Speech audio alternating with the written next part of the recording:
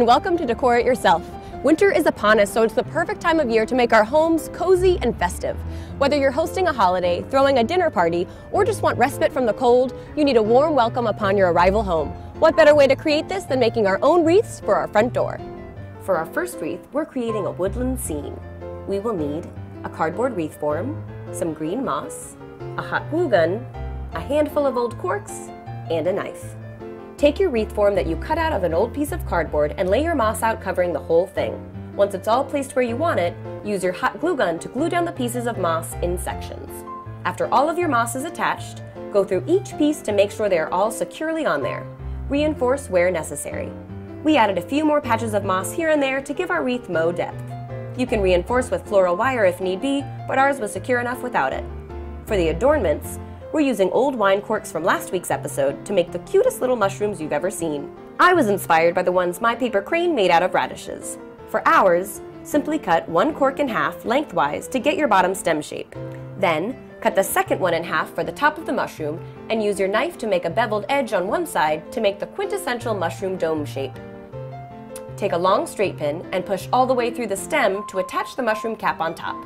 Then, push a second pin halfway through the stem so you have something to attach the mushroom to the wreath with. Once you have all of your mushrooms complete, paint them red and white with polka dots. Attach your mushrooms by gluing the end of the pin and push that end into the wreath. Hang and enjoy.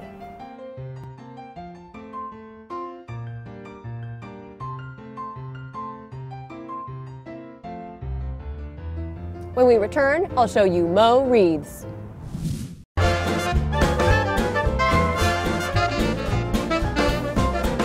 Watching Threadbanger.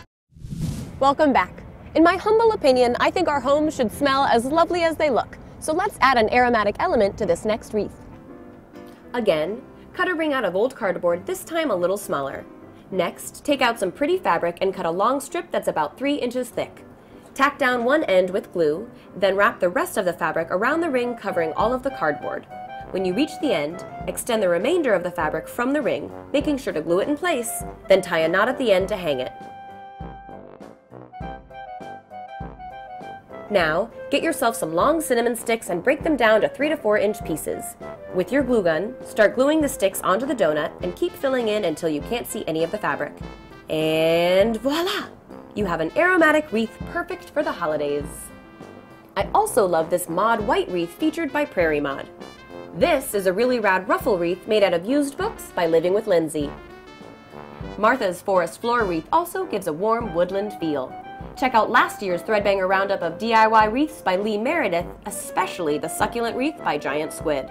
And lastly, read this roundup by Marta Wrights for even more inspiration. Thanks so much for joining us. How are you warming up your home for the winter season? Let us know in a comment below. And be sure to send us photos of your holiday decor, as we'd love to see what you're making. See you next week, and remember, your nest needs you.